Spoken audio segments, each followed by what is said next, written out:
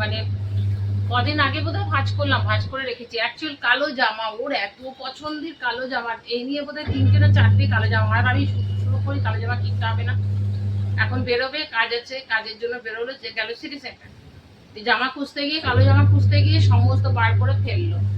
কোথায় খুঁজে রেখেছি, একটা পেয়েছে, ওইটা আবার পরবে না। আমি বলছি এইটা না, আর একটা কালো জামা আছে ওইটা। এবার ওইটা খুঁজতে গিয়ে দুনিয়ার ফেললো। আমি বললাম তুই তো ফেলে দিলি, এবার এতগুলো জামা কাপড় ভাঁজ করতে কত সময় লাগবে। কিছু জামা কাপড় কেচে রেখেছিলাম, ভেবেছিলাম আয়রন করবো, সেটাও করতে পারিনি। সত্যি কথা, এক এক সময় মনে হয় কি বলতো, মানে পালিয়ে যায়, আর ভালো লাগছে না এত কাজ করতে। সারা দিন সেই 5:30টায় উঠি, সেই 5:30টার থেকে এই সারাদিন চলি। কালকে অবশ্য তাড়াতাড়ি শুয়ে পড়েছিলাম, কালকে বোধহয় 12টা না 1:45টার সময় শুয়েছি। তার আগে কিছু কাজ করেছি, তারপরে একটু রাত্রেবেলায় না মোবাইলটা একটু দেখি, মানে ফেসবুকটা একটু খুলি, তারপর ফেসবুকে দেখলাম কত রকম নতুন আপডেট এসেছে, সেগুলো দেখলাম, কিছু কিছু সেটিং করলাম। এইসব করে গিয়ে শুতে গেছি যখন, তখন বাজে 12:30। সবাই বলে না চাকরি করলে, সার্ভিস করে মানুষে, অনেকেই বলে সার্ভিস করে তারা সময় কোথায়।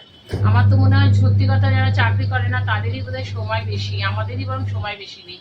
ওই সকালে উঠে কোনো রকমে করে দিয়ে অফিস চলে গেল, অফিস থেকে সারাটা দিন আমি যে ঘরে থাকি, আমি খালি দেখি সারাটা দিন আমাকে পরিশ্রম করতে হয়। কেউ কিচ্ছু বলে না। দেখো জলের বোতলগুলো সব ফাঁকা, ওই সেদিনকে ভরেছি জলের বোতল সব ফাঁকা। এখন কখন জল ভরবো, কখন কি করবো, এখন আবার নিচের থেকে এলো, নিচের থেকে এসে পরে একজন মেসেজ দিয়েছিল, মেসেজ করেছি, তো এখন এসে বললো জেরক্সটা নিতে। আমি বললাম আমার জেরক্স করা হয়নি, বলে যে বিকেলে পাঠিয়ে দেবে।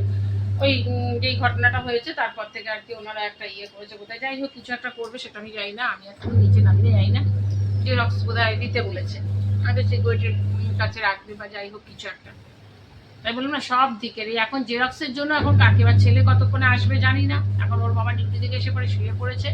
আমি বললাম তো সব দিক থেকে মুশকিল হচ্ছে, যারা মানে কি বলবো, ঘরের গৃহবধূ, আর কোনো কাজ নেই তাদের, তারা সব সময় ফাঁকা বসে থাকে, তাদের আর কাজ কি বলো, তাদের কাজ হচ্ছে ঘরে একটু খুন্তি নাড়া। এই কথাটা শুনতে শুনতে তো মানে কান বোধহয় কানে পোকা হয়ে গেছে।